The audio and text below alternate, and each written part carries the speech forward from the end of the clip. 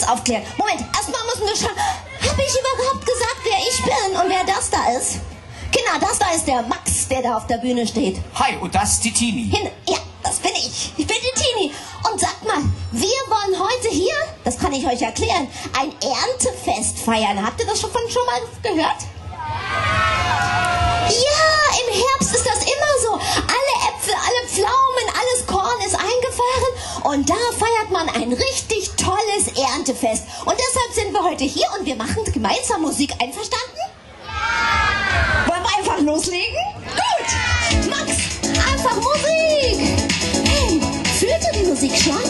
Die geht in die Ohren und durch die Nase durch die... Ja, genau. Und dann durch den ganzen Körper hindurch. Fühlt ihr sie im Bauch?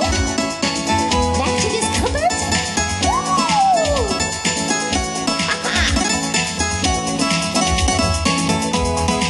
Willkommen, Kinder, im Max und Tini Sommersonnenland. Wir freuen uns riesig, euch alle hier zu sehen. Die Sommersonne am Himmel kommt jetzt auch schon angerannt. Und darum kann jetzt unser Fest losgehen.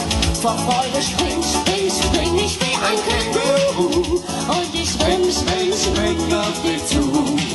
Vor Freude flieg ich wie ein Flugzeug los. Bin wie ein Elefant so stark und groß. Hey, das probieren wir alles zusammen aus. Wir stellen uns auf die Füße drauf. Wir haben hier eine ganze Menge Platz. Und dann können wir das ausprobieren.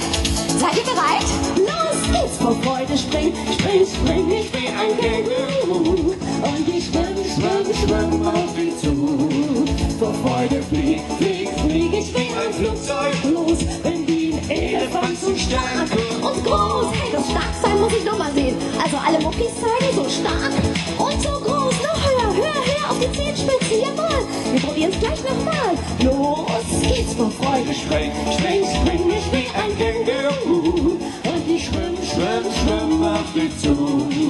Vor Freude flieg ich wie ein Flugzeug los. Bin wie ein Elefant so stark und groß. Achtung, wo sind die Hände?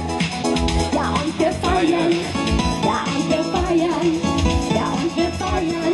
Max und Tini Sommersonnenland. Ja,